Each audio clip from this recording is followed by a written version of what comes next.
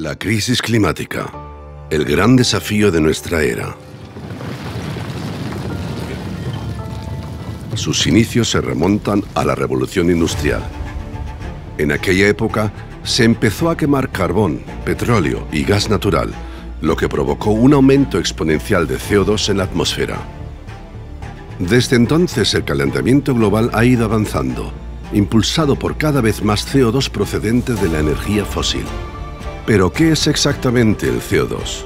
El gas de efecto invernadero sobrecalienta nuestro planeta. Cuanto más hay en la atmósfera, más se sobrecalienta. Pero sin CO2 tampoco habría vida en la Tierra, pues todas las plantas y otros seres vivos lo necesitan para su suministro de energía y para crecer. Las plantas transforman el CO2 en biomasa con ayuda de la energía solar y el agua.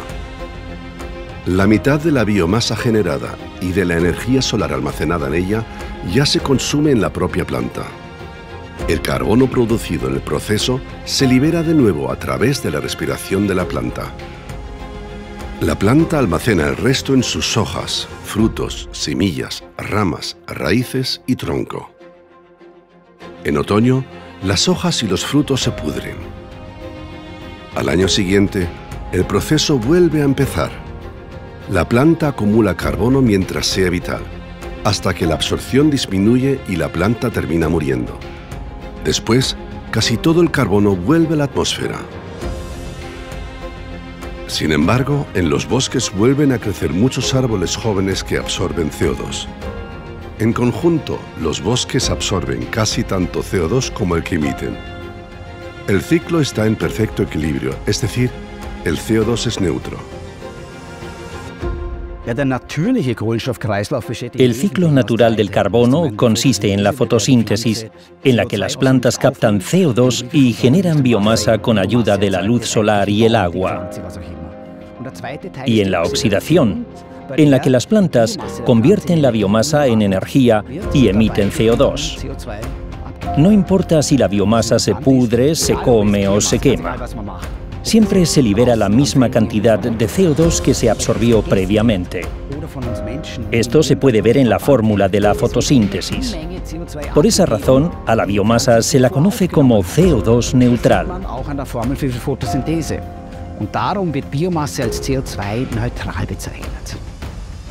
En el caso de los combustibles fósiles, la situación es bien distinta.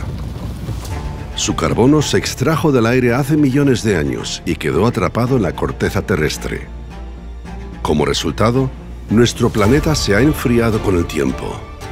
Hasta ahora, la extracción excesiva de carbón, gas natural y petróleo está sacando el carbono de las profundidades e impulsando de forma implacable el cambio climático.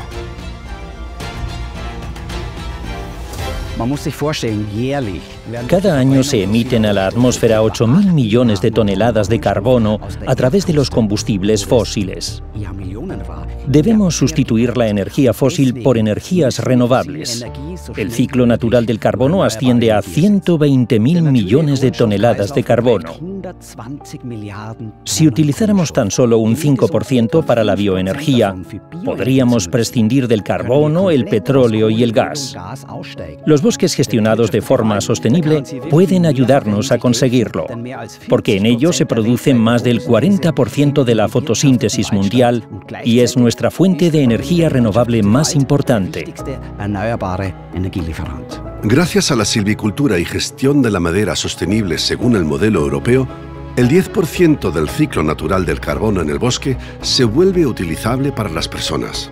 En la explotación forestal, las ramas finas y los tocones permanecen en el bosque.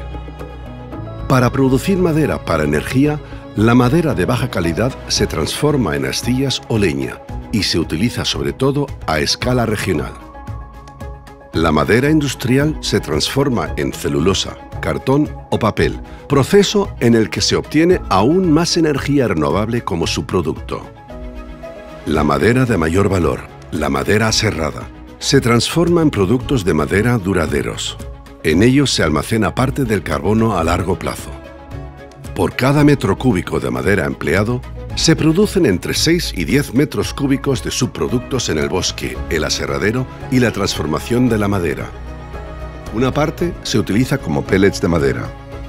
Toda la madera que no se utilice ni se pudra puede ayudar a proteger el clima y a reemplazar combustibles fósiles, como el carbón, el petróleo y el gas natural y materiales de construcción perjudiciales para el clima. Y ya es hora de actuar, porque el cambio climático pasa factura a los bosques. Utilizar la madera ayuda al bosque de diversas formas. Las zonas dañadas se regeneran con rapidez, se eliminan los árboles viejos o inadecuados y se da más espacio a los árboles sanos.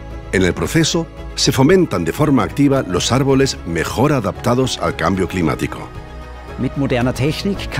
Gracias a la tecnología moderna, la bioenergía podría ser CO2 negativa al almacenar en el suelo el carbono procedente de la producción de energía.